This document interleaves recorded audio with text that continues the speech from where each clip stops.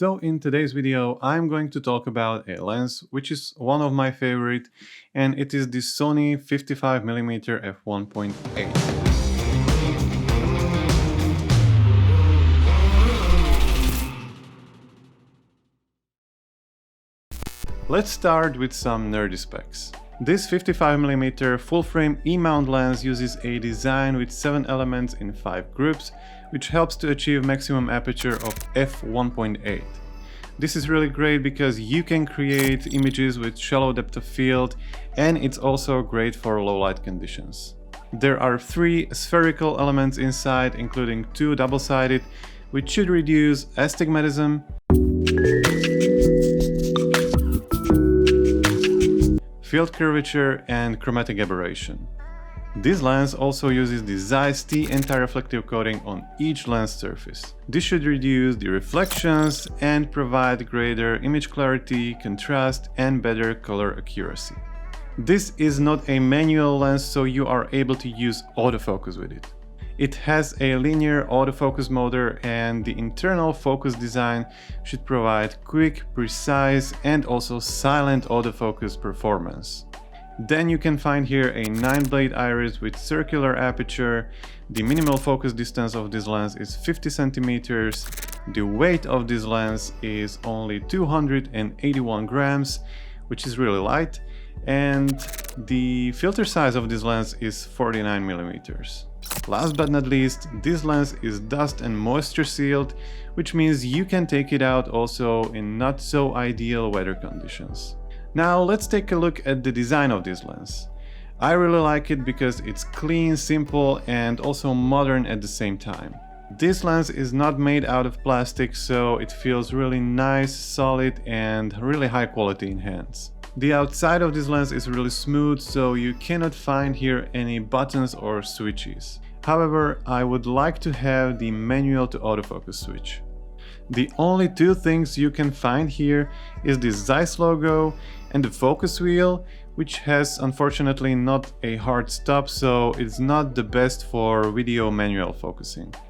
I was really considering if I should get this 55mm lens or a straight 50mm. There are some options, but I've decided to go for this 55mm lens because it's really small, compact, and the price is really great and the image quality is just stunning. But what are actually the best use cases for this lens? First of all, portrait photography. That 5mm difference between 50 and 55 is not that huge, but I think that it makes this lens really great for portraits. It gets you closer to your subject and you don't have that much of that perspective in your photo. Once again, the f1.8 aperture is also really great for portraits because you can get that shallow depth of field, which will emphasize your subject even more.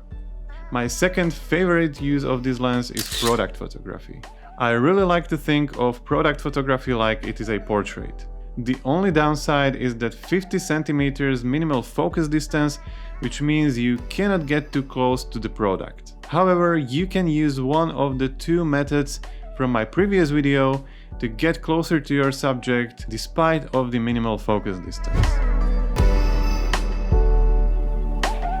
There is no doubt that this lens is really high quality. One thing you will notice straight away is that this lens is really sharp.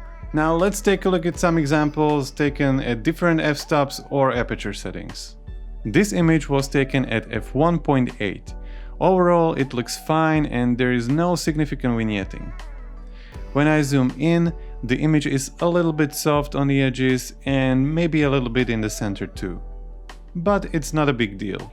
The second sample was taken at f4. Now we can see that there is some difference in detail depending on the f-stop. Let's jump right to the last sample, which was taken at f8. Now when we compare this with the first sample, there is a noticeable difference in sharpness.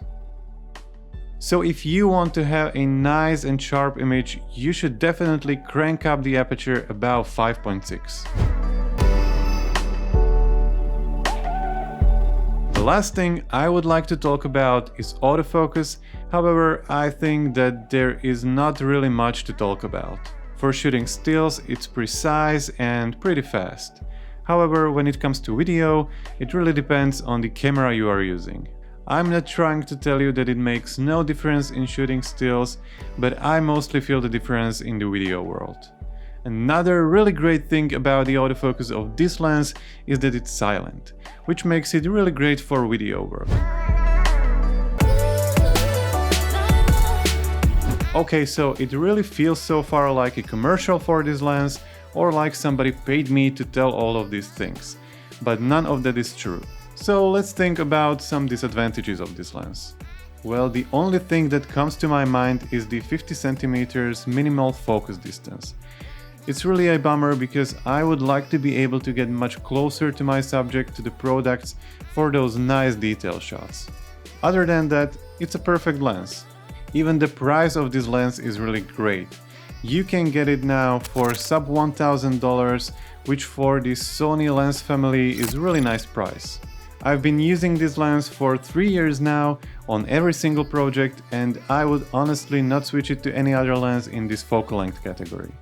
If you are interested in this lens, I will leave a link to it down in the description of this video. Yes, it's an affiliate link, so if you decide to purchase this lens with my link, I will get a small commission from your purchase, but you will not pay anything extra. Well, that's it for today, guys. I really hope that this video was helpful because you may considering buying this lens, and if you have one, leave me a comment down below, tell me what you think about it, tell me what kind of photography or video you like to capture with this lens, and also don't forget to hit that like button, subscribe to my channel if you haven't already, and I will see you next time.